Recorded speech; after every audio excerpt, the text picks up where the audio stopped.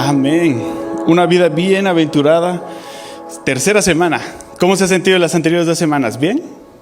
Eso es bueno. Me alegro mucho. Me alegro verlo nuevamente aquí. Y no vamos a romper la tradición que empezamos la semana anterior. Tengo 3 dulces. 3 dulces. Así que si usted se acuerda alguna de las preguntas, tiene respuesta a la pregunta que voy a dar, usted se puede ganar uno de estos dulces. La semana pasada hablamos de bienaventurados los que lloran. Bien. Ok, bienaventurados los que lloran. ¿Qué más dijimos de bienaventurados los que lloran? ¿Quién se acuerda? ¿Qué significaba ese lloran? Ya los maté con la pregunta, ¿verdad? Vamos a hacerlo más fácil. ¿Te puedo ganar?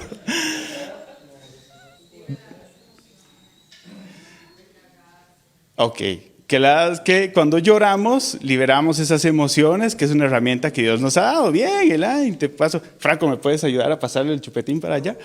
Bien. Y la tercera, cualquier cosa que usted se acuerde de la prédica la semana pasada, está, para que no se haga difícil. ¿Qué es lo que más le impactó? A cualquiera de ustedes, ¿qué fue lo que más le impactó en la enseñanza de la semana pasada? ¿Con qué salió usted en la cabeza? Bien, vea, ahí quedó algo. ¿Recuerdan? Dijimos que las lágrimas tienen un proceso, ahí el híjole, que las lágrimas tienen un proceso que cuando rozan nuestra mejilla, nuestro cerebro hace ¿qué? ¿Recuerdan? Que botemos unas hormonas que nos ayudan a tranquilizarnos, a calmarnos, a bajar ese estrés, esa tensión. Y entonces usted y yo, después de llorar, nos sentimos aliviados, contentos, más emocionados o hacia favor de la situación que en contra de la situación. Entonces, esto es para motivarlo a que preste mucha atención a lo que hablamos en este domingo en cada una de las enseñanzas. Hoy estaremos hablando acerca de la siguiente bienaventuranza, que es bienaventurados los mansos. A ver si me funciona esto esta vez. Sí. Bienaventurados los mansos, dice, porque ellos recibirán la tierra por heredad. Bienaventurados los mansos, porque ellos recibirán la tierra por heredad. Qué buen versículo, ¿no? Yo sé que todos lo han escuchado. Tal vez lo han escuchado en forma de un refrán muy jocoso que dice, la Biblia dice que seamos mansos, no mensos, ¿verdad? Yo sé que mucha forma de poder traducirlo y decirlo y expresarlo. Pero esta porción de la Escritura, créame que hoy espero que usted pueda salir con una nueva idea de lo que significa ser manso. Cuando usted y yo nos aproximamos a las bienaventuranzas, hablamos de que Jesús está tratando de mostrarnos una manera, un ritmo, una forma de vida que provoca bendición, que una forma de vida en la que usted y yo somos doblemente felices al conducirnos en esta manera. No solamente se trata de que por obras ganaré algo, sino que este ritmo y esta forma y esta habilidad de vivir así puede hacer algo distinto en nosotros y en la forma en la que experimentamos nuestro día a día. Entonces, estas palabras del Sermón del Monte son algo que nos va a dar mucho impulso, espero que sí, en este día. Ahora, cuando usted y yo nos entramos y nos adentramos a ver, nos disponemos a poder tratar de entender qué es lo que nos está hablando esta bienaventuranza, esta palabra mansos juega un papel importantísimo, porque es la forma en la que usted y yo deberíamos conducirnos, dice Jesús. Entonces, cuando usted y yo hablamos de esta palabra, ciertamente vamos a encontrar un choque un tanto fuerte en lo que la cultura nos dice que debemos ser y en cómo Jesús nos está mostrando que usted y yo debemos de ser. Y esto es bien importante. Y es bueno que usted y yo podamos aprender de esto porque virtudes como esta ciertamente generan a veces un poco de revuelo en la mente y en el corazón y en la mente, pero el fruto que puede dar si usted y yo acoplamos esto a nuestra vida es algo muy, muy grande para cada uno de nosotros. Entonces, vamos a entrar a poder preguntarnos y tratar de responder qué significa ser manso. ¿Qué significa ser manso? ¿Qué es lo que Jesús estaba hablando cuando Él estaba mencionando que somos bienaventurados al ser mansos? ¿Qué era lo que estaba tratando de decirnos? Y otra vez lo voy a meter a un idioma que usted no conoce y que no necesita conocer, pero que de verdad nos ayuda a responder de una forma muy clara lo que está escrito aquí. Esta palabra manso viene de un vocablo griego que dice que se pronuncia praus. Yo sé que no nos interesa el praus, no sabemos griego, no hablamos en griego, pero lo que significa eso sí es lo que nos importa muchísimo. Porque esta palabra está hablando de humildad, de sumisión y ausencia de arrogancia. Entonces, si hasta este punto de la historia usted pensaba que manso era una persona débil, estaba por un camino errado. Porque eso no es lo que está diciendo las Escrituras, ni lo que Jesús estaba tratando de decir. A veces nosotros pensamos que manso es la persona que está así. Y uno dice, mira qué manso. Como los cachorritos, ¿no? Que está así como, mira qué manso ese perrito, porque no hace nada y solo lame y lame y lame, ¿verdad? Pero la verdad es que la Escritura no nos está mostrando esto, sino más bien nos está mostrando a alguien que sí muestra sumisión, humildad y una ausencia más bien de arrogancia en su general. Ahora, esto se convierte mucho más importante si usted y yo entendemos algo del contexto de la cultura de ese tiempo. Ellos vivían en medio de una cultura que despreciaba el sentido, digámoslo así, de ser servicial y de ser como bajo en tratar de resaltar. ¿Sí me entiende? Es complicado tratar de explicar a veces lo que pasa por mi mente. Pero ellos, este contexto del contexto griego, realmente veían la mansedumbre como algo despreciable. Porque ellos pensaban más bien que al ver a alguien que expresaba mansedumbre, estaban viendo a alguien que era una persona servil, alguien que no percibía valor de sí mismo, y normalmente lo confundían con alguien que exactamente le dije, alguien débil. Ellos pensaban que la persona que expresaba y que mostraba mansedumbre, es decir, que era manso en su vida, estaba siendo alguien débil y que más bien era alguien servil. Y entonces esto se convierte en algo importante porque generaba un rechazo. Y si usted y yo somos entendidos en algo y seguimos una trayectoria, usted y yo en este tiempo actual estamos muy influenciados por cómo pensaban los griegos en la antigüedad.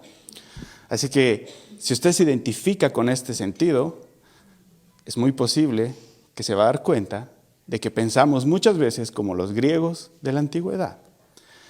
A veces la mente nos dice que este sentido de mansedumbre nos ayuda a ver o tratamos de entender que es algo como una debilidad y un servilismo, pero es todo lo contrario. La verdad es que el pensamiento bíblico nos muestra que la virtud de ser manso es una herramienta fuerte y poderosa en el carácter de una persona, porque lo lleva a tener autocontrol. Y eso más bien es todo lo opuesto. De hecho, la humildad o relacionada con este sentido de mansedumbre busca no ser hostil con las demás personas. Entonces no estamos hablando de alguien débil, sino más bien estamos hablando de alguien que controla su carácter. Alguien que es hábil y que tiene la habilidad para no reaccionar con malicia, ni con orgullo, ni arrogancia delante de las otras personas, sino que más bien se controla a sí mismo, y no de una manera débil, sino se controla a sí mismo y expresa pues lo que tenga que expresar con sabiduría. Y eso cambia todo el sentido de quién es alguien manso. Entonces, cuando usted y yo nos encontramos delante de esta palabra, el siguiente lugar donde vamos a encontrar que se habla de alguien manso, no menso, una vez más, manso, estamos hablando de nuestro Señor Jesús. Porque la siguiente porción donde usted y yo encontraremos esto es en el mismo libro de Mateo, en el capítulo 11, versículo 29, donde Jesús dice, imíteme a mí, que soy manso y humilde de corazón. Y esto es algo valioso, porque Él nos está expresando que si usted y yo vemos quién era Jesús, buscamos y entendemos quién era Jesús, usted y yo podemos entender cómo se expresa la mansedumbre. De qué manera habita, mueve y reacciona alguien que es manso.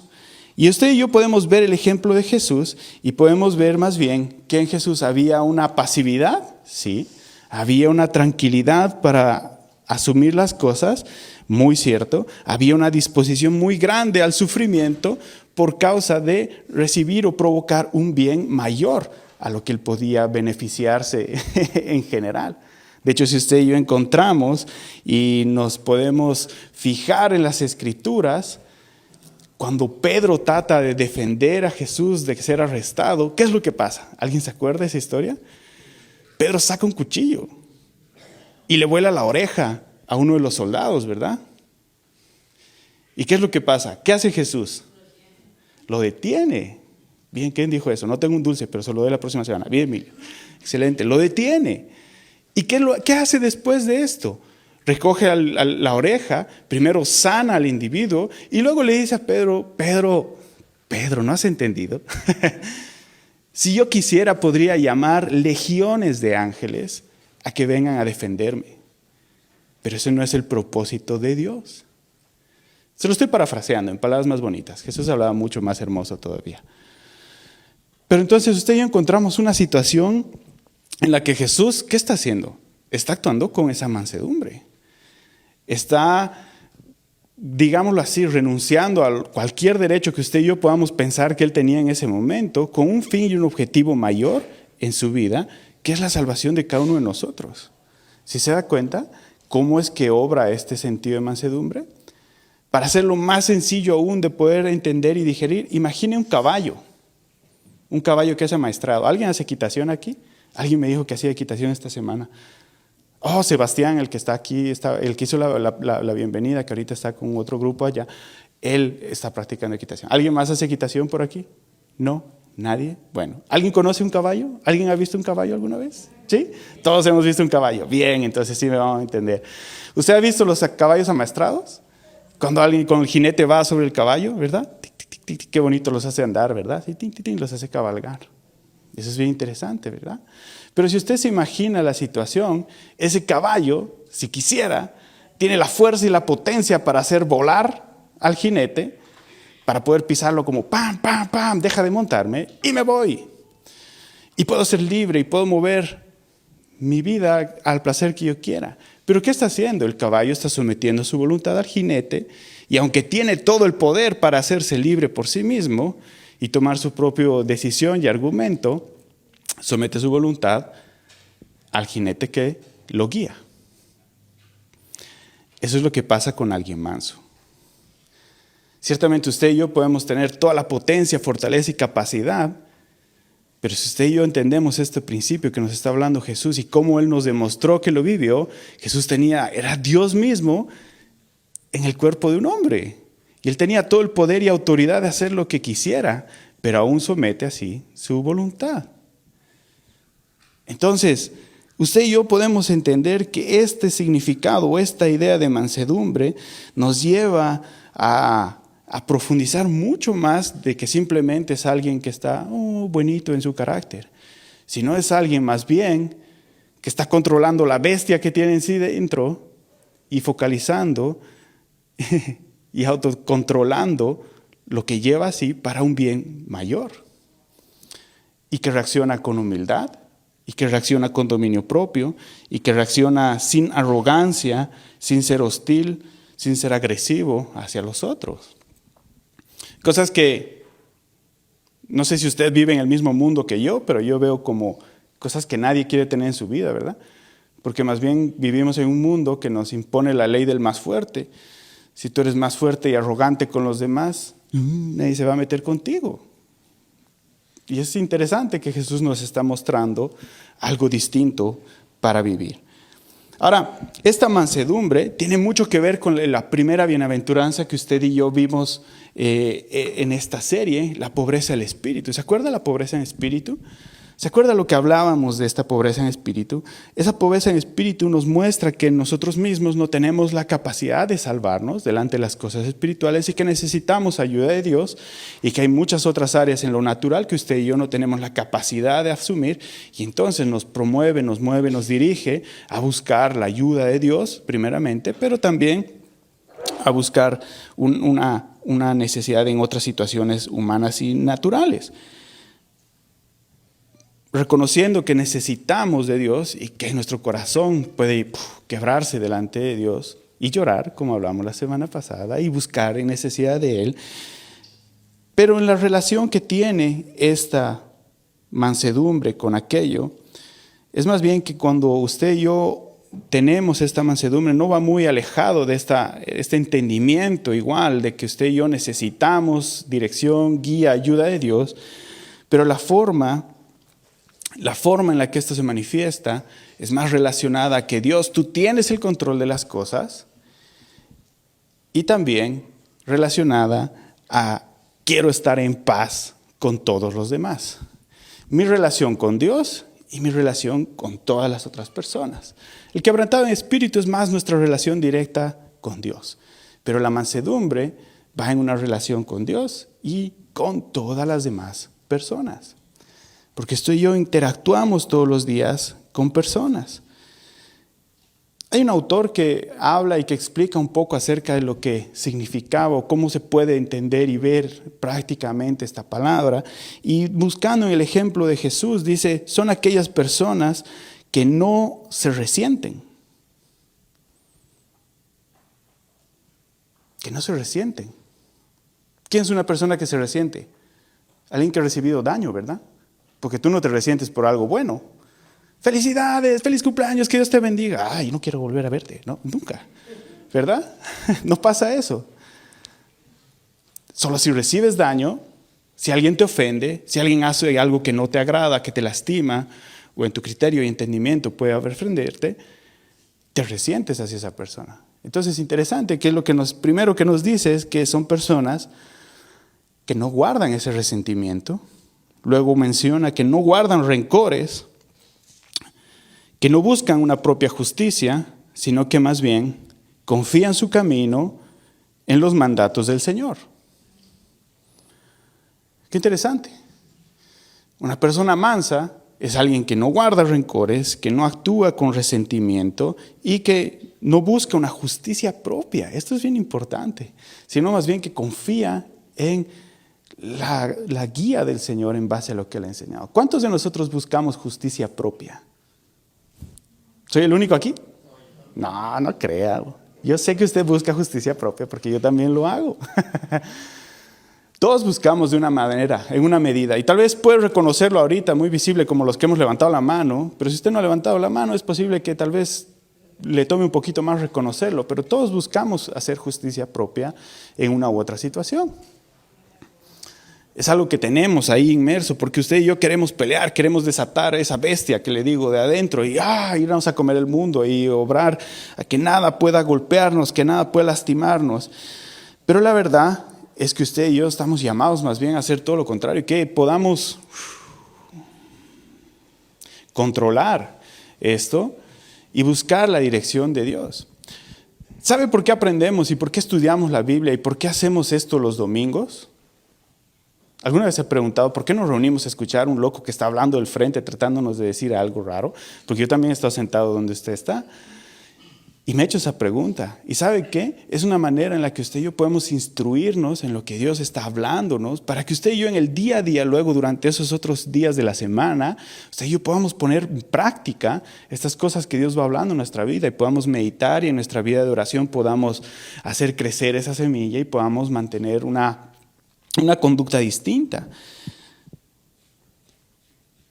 Y podemos dejar de hacer justicia propia. Y podemos dejar de ser rencorosos y podamos dejar de tener una vida de resentimientos, porque vamos entendiendo que en el Señor Él nos puede dar algo distinto. Que usted y yo podemos confiar en nuestra vida en Él y que Él puede probar y obrar y hacer algo distinto. Normalmente alguien que busca justicia propia es alguien que cree que tiene los méritos necesarios para hacer respetar algo. Entonces, cuando usted y yo decimos eso, realmente nos estamos bajando del trono de la gracia de Dios, y usted estamos diciendo y yo ponemos nuestras credenciales por delante y, como bien diría tal vez en alguna novela, no, papito, aquí usted no me sobrepasa y me respeta y cosas así.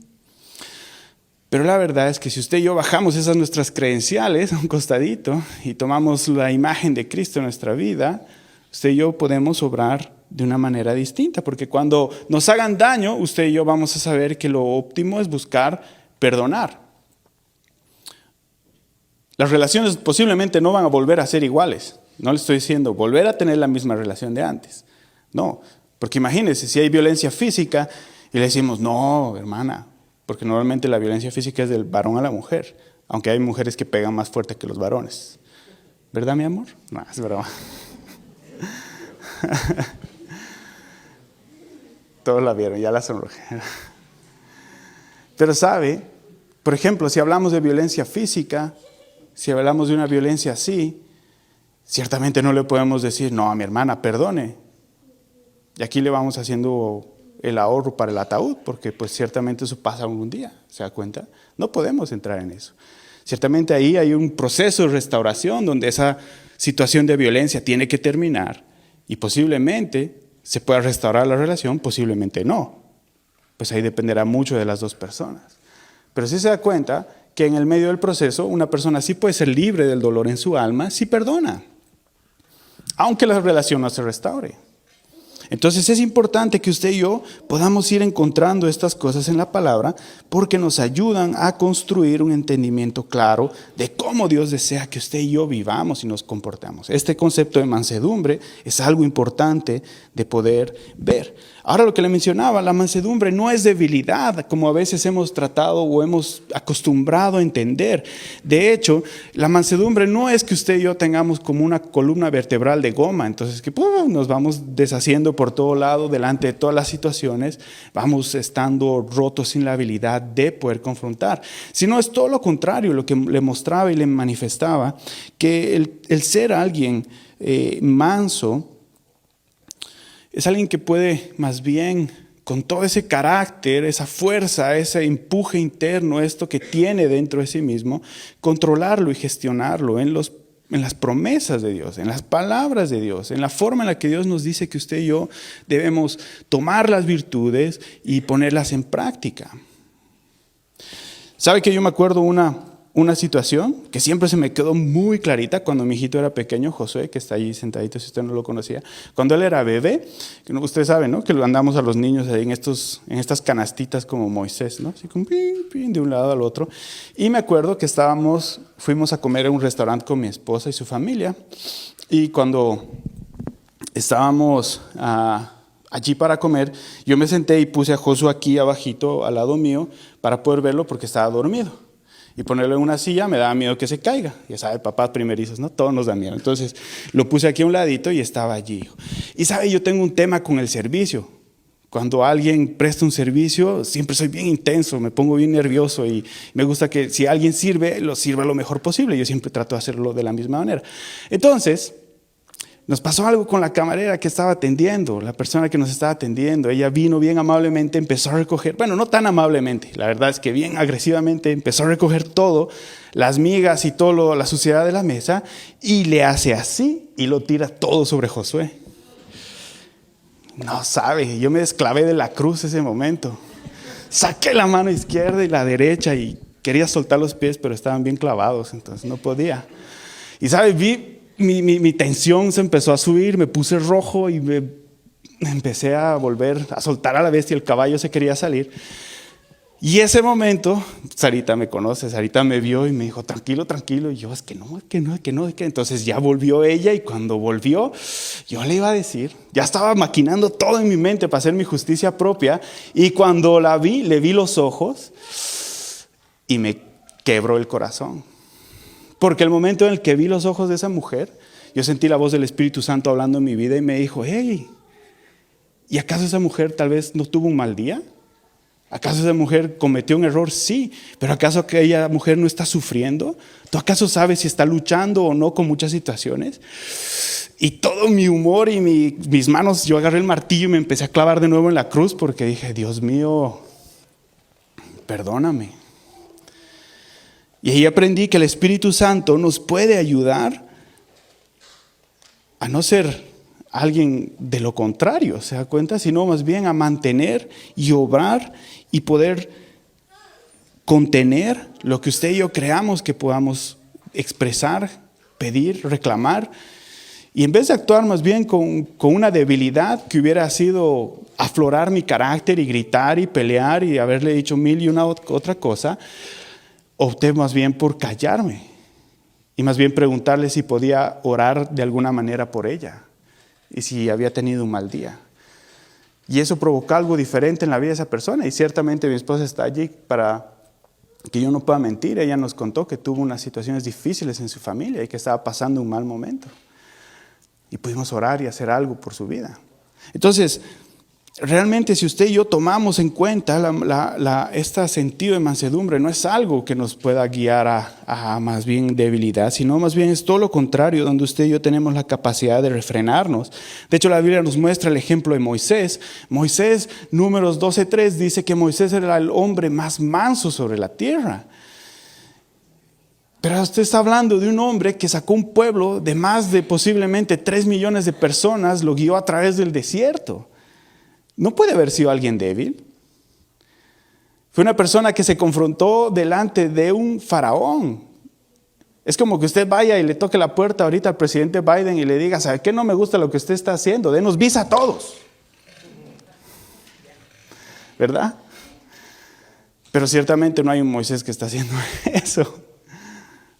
Sí, me dejó explicar. Moisés era lo que estaba haciendo, ciertamente respaldado por Dios, pero su carácter no mostraba una señal de debilidad, ni para un lado ni para el otro, ni de la carne, ni una debilidad delante de las situaciones, sino que expresaba confianza en Dios y fortaleza espiritual en Él. Y entonces usted y yo encontramos que esta descripción grande que le acabo de dar son lo que la Biblia llama mansos. No alguien débil, más bien alguien que está sometido a Dios, sometiendo su carácter, teniendo autocontrol, sí teniendo mucha fuerza, pero pudiendo direccionarlo esto con un bien, un propósito mayor. Ahora ese bien y propósito mayor para usted y para mí que estamos en este tiempo, pues está relacionado con la obra de Dios a través de la iglesia a la vida de otras personas. No estamos hablando de infraestructura y no estamos hablando de un hombre. Usted y yo, los que estamos sentados aquí, somos la iglesia de Cristo. Independientemente de que usted haga las cosas a través de Iglesia Hispana, con Iglesia Hispana o por Iglesia Hispana, usted es la iglesia de Cristo y usted está llamado a mostrar las virtudes de aquel que nos ha llamado de su luz admirable, de las tinieblas a su luz admirable, que ha preparado buenas obras para que usted y yo andemos en ellas. Así que independiente de que participemos en este edificio o no, en las reuniones de la iglesia hispana o no, usted está llamado como el cuerpo de Cristo a mostrar a un Dios viviente a través de su vida. Y eso requiere que usted tenga esta virtud desarrollada en su corazón. Que usted sea una persona mansa. Que exprese mansedumbre.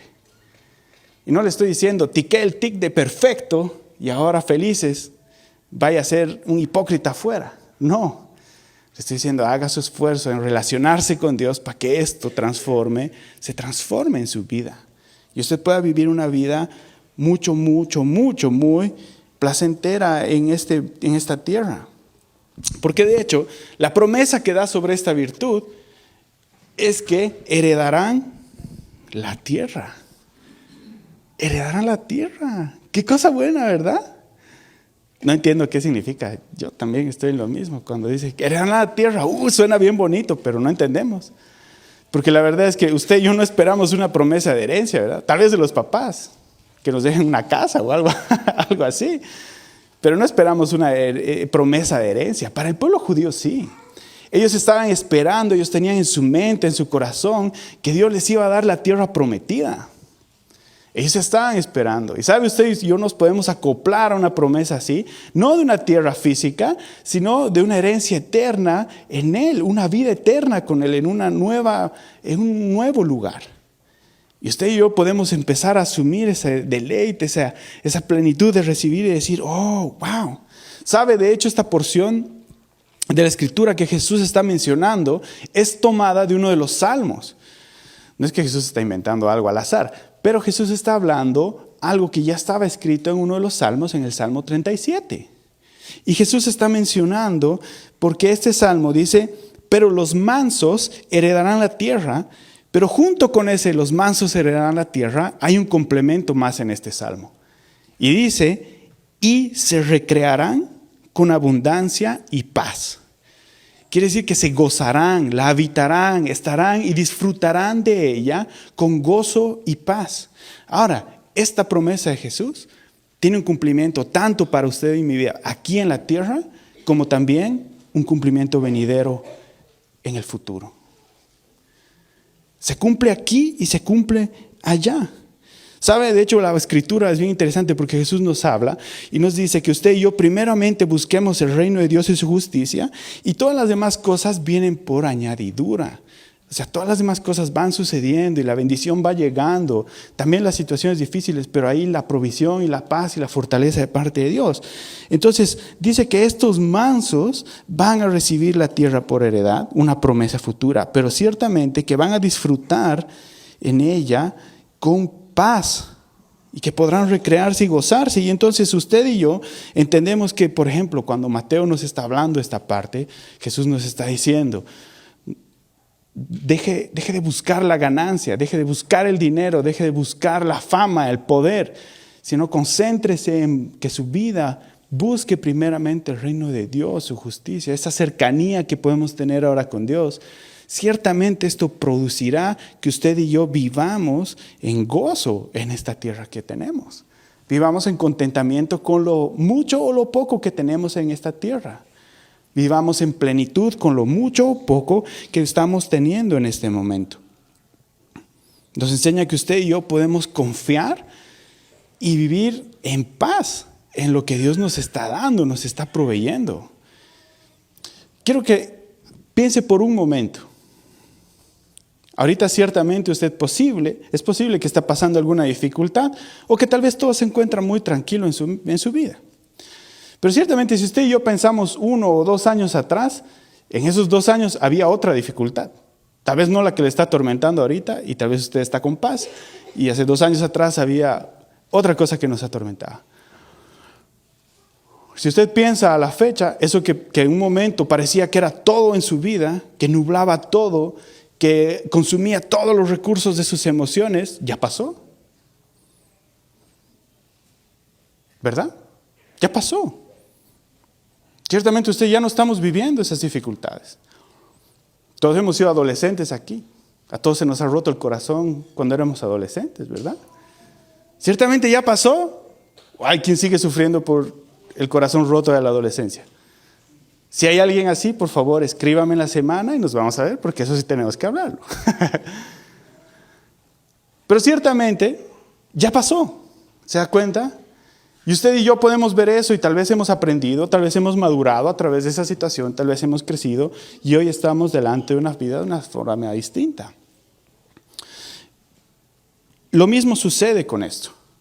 Hay situaciones en la vida, tanto de bendición como de sufrimiento. Pero si usted y yo aprendemos a colocar la mansedumbre en nuestra vida, esto guiará a que usted y yo confiemos en Dios, descansemos nuestras fuerzas en Él y las situaciones van a pasar, tanto las bonitas como las difíciles. Y ciertamente Dios tendrá el control en medio de estas situaciones. Y usted y yo haremos algo muy grandioso. ¿Sabe qué es lo más grandioso que usted y yo logramos cuando hacemos eso? Guardamos nuestro corazón. No es lo mismo pasar por sufrimiento estando solo o creyendo que estás solo que pasar por sufrimiento abrazado por Dios. No es lo mismo. No es lo mismo. Porque en Dios hay consuelo. ¿Se acuerdan la semana pasada? Porque cuando lloras creyendo que estás solo, ciertamente te ahogas en un vaso de agua. Pero cuando lloras con Dios abrazándote, ciertamente hay consuelo. Y cuando tú reconoces que en tus fuerzas, en ese todo poder, en todo esto que usted y yo tenemos dentro, o todo esto que usted y yo creemos que merecemos, más bien nos bajamos de ese trono irreal y lo ponemos en manos de Dios, y usted y yo empezamos a obrar con esta humildad, con este carácter no arrogante hacia los demás, con esta falta de perdón, con no tener este resentimiento en nuestras vidas, sino más bien empezamos a actuar de una manera en la que nos sometemos, nos controlamos, aprendemos del carácter de Jesús, lo empezamos a aplicar en nuestra vida y empezamos a tomar decisiones en base a esto. Usted y yo, cada vez que vamos por la vida, vamos a ir sintiendo que estamos abrazados por Dios, y en paz vamos a poder gozarnos y vivir en contentamiento en las situaciones que tenemos aquí en el día a día, esperando una promesa eterna que ciertamente heredaremos. Pero eso provoca algo distinto. ¿Provoca qué? Esperanza. Esperanza. Entonces, ¿qué significa que usted y yo seamos mansos hoy? ¿Qué significa? ¿Qué recibo yo de aprender esto? ¿Qué recibo hoy yo de empezar a vivir con mansedumbre en este día? Significa que usted y yo vamos a dejar de luchar por nuestros propios derechos en una lucha absurda, humana, sino más bien usted y yo vamos a resguardar ellos en la presencia de Dios, en los preceptos, en los mandatos de Dios. Ciertamente estaremos dispuestos a sufrir un poco por no buscar venganza, por no buscar vengarnos en nuestra propia fuerza, en nuestra propia manera, sino que al contenernos ciertamente hay un sufrimiento, pero al mismo tiempo hay un consuelo de parte de Dios. Y también significa que confiar en Dios, Él hará justicia a su tiempo, pero la mansedumbre nos invita a vivir en esa humildad para con todas las demás personas. Donde al contrario de usted y yo vivir enojados, frustrados, amargados, podemos controlar estas cosas en la esperanza que tenemos en Dios, y usted y yo podemos caminar en servicio, en humildad, en entrega, con un objetivo de un bien mayor que simplemente el nuestro. Todos buscamos un bien personal. No es solamente usted el que está allí. Por eso está usted haciendo lo que está haciendo. Por eso usted está trabajando las horas que trabaja. Por eso usted sacrifica el sueño y muchas cosas para alcanzar un bien mayor. Por eso usted se esfuerza por una u otra razón para generar relaciones mejores en su familia, en su hogar. Todos estamos buscando un objetivo en nuestra vida. Pero sabe, ese objetivo se vuelve más sublime, mucho mejor, cuando usted y yo ese objetivo lo unimos a los caminos de Dios. Y ciertamente va a cambiar algunas cosas allí. Pero eso se va a sentir mejor. Y se va a desarrollar mejor. Y no solamente va a alcanzar el propósito en el que usted y yo hayamos anhelado, sino que ciertamente va a alcanzar un propósito mucho mayor. Ese Salmo 37 del que le hablé, que Jesús citó esta porción de la Escritura, unos versículos antes dice: y el que se deleita en su corazón, se deleita en Dios, Dios le entrega esas cosas que anhela. Se lo estoy parafraseando. Gran pregunta, ¿no? ¿Cómo usted y yo estamos aplicando la mansedumbre en nuestra vida? Y ¿sabe? Quiero animarlo a que usted pueda, ciertamente que creo que cada vez que le animo a que se confronte un poco a sí mismo, lo veo con cara triste, ¿no? Así como, pucha pastor, yo venía a que me aliente, no que me entierre. Pero la verdad es que no estoy animando, tratando de enterrarlo, sino más bien lo quiero animar a que usted salga sabiendo de que usted no necesita ser, no está llamado a ser perfecto en este tiempo, ¿se da cuenta? Pero sí necesita transformar cosas en su carácter, porque si usted no toma decisiones, va a seguir viviendo las situaciones que ha pasado y por las cuales usted ha llegado a este lugar preguntándose, ¿qué puede cambiar en mi vida? ¿Por qué me siguen pasando estas cosas? Porque si no toma decisiones de cambiar cosas en su vida, ciertamente va a obtener los mismos resultados.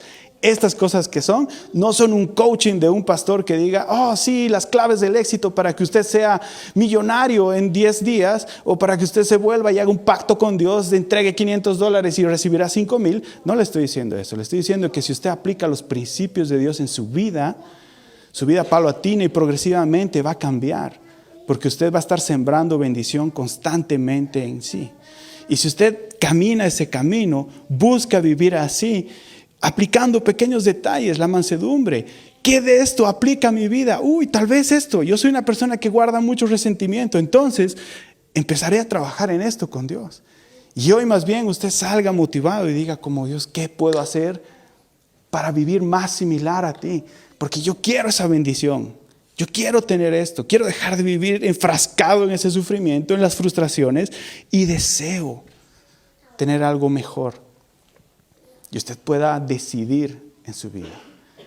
Caminar, acoplarlo y cambiar. Y ciertamente no le estoy vendiendo un sueño enfrascado, le estoy dando las palabras del Dios viviente, las promesas que Él nos ha dado. Le puedo decir con mis ojos y mi mano en el corazón, con mis ojos cerrados y mi mano en el corazón, que lo que sí le estoy diciendo se puede cumplir en su vida.